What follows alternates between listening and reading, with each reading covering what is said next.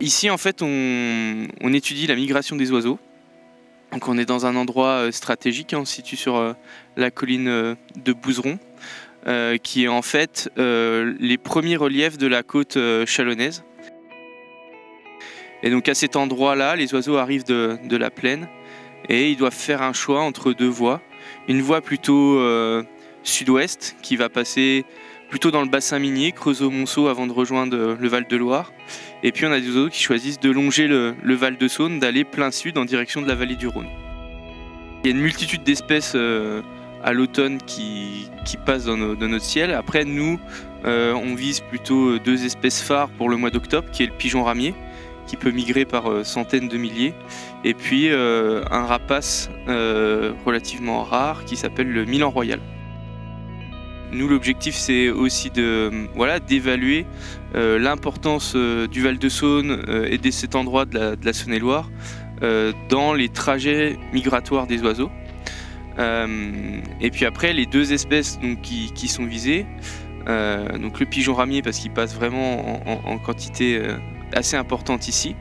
On voit un peu les endroits qui sont importants pour eux. Donc on suppose que les forêts au nord de Châlons sont très importantes pour cette espèce pour se reposer, se nourrir et repartir en migration. Et puis le milan royal, ouais, c'est un rapace qui est relativement rare, qu'on retrouve qu'en Europe de l'Ouest. Donc la France a une grosse responsabilité dans la survie de cette espèce au niveau mondial. Et donc l'étude des voies de migration du milan royal notamment permet d'en connaître plus sur les habitudes de l'espèce et aussi de donner des clés aux aménageurs du territoire pour choisir et orienter leur projet d'aménagement du secteur.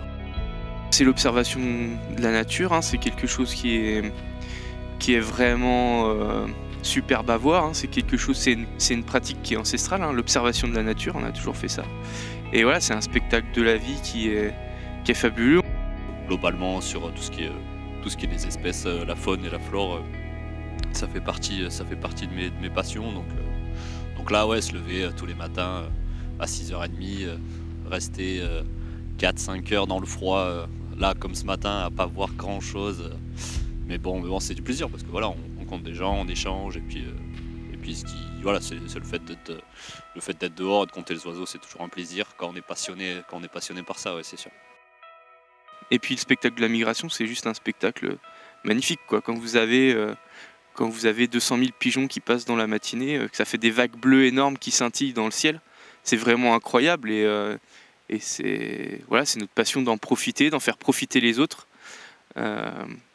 et de savourer le spectacle.